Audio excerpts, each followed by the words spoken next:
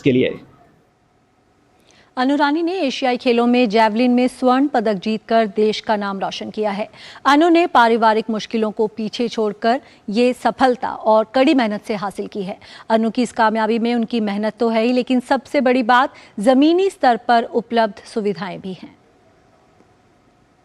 देश को अपनी इस बेटी अनु रानी पर नाज है, जिन्होंने 19वें एशियन गेम्स में भाला फेंक में स्वर्णिम सफलता हासिल कर इतिहास रचा। आज इस एथलीट के पास नाम और शोहरत दोनों हैं, लेकिन एक वह भी समय था जब अनु को न केवल समाज से बल्कि अपने परिवार से भी संघर्ष का सामना करना पड़ा। लेकिन आगे बढ़ने की ललक ने अनु को कभी कमजोर नहीं पड़ने दिया। तो लड़की के लिए ज्यादा स्ट्रगल होते हैं, क्योंकि गाँव से निकलना, फैमिली की जो थिंकिंग है उसको चेंज करना। तो मैं तो जब घर से बाहर आई थी, मेरे पास ना तो शूज होते थे, ना मेरे पास टी शर्ट होती थी पहनने के लिए।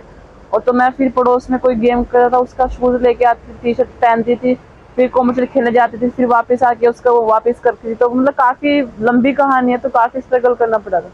अनु के संघर्ष को नया आयाम मिला केंद्र सरकार की खेलों के प्रति व्यापक दृष्टिकोण रखने वाली नीति से, जहां न केवल उच्च स्तर की सुविधा उपलब्ध हुई, बल्कि अंतर्राष्ट्रीय स्तर की जरूरतों के हिसाब से खुद को ढालने का मौका मिला। बहुत सपोर्ट मिलता है उनका हेल्प करने से। जैसे साई इतनी फैसिलिटी दे रही है, इतना कैंप लगाती है। हमारा फेडरेशन है, वो भी बहुत सपोर्ट कर रहा है। तो जैसे कि अभी जितना ज्यादा इम्प्रूवमेंट हुआ है, तो वो जैसे मोदी जी है वो सपोर्ट करते हैं, तो वो सपोर्ट करते हैं। उनके कारण ही हमारा एथलेटिक्स इतना ऊंचे लेवल पे जा रहा है।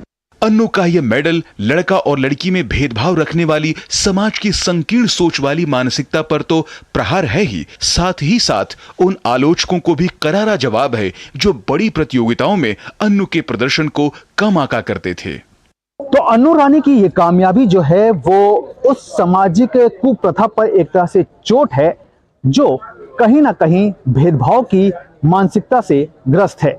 लेकिन अब अनु की सफलता ने इस मानसिकता पर कड़ा प्रहार भी किया है और अब देखना यह होगा कि अनु अपने इस बड़े हुए हौसले के साथ ओलंपिक के सफर को किस तरह से तय करती हैं।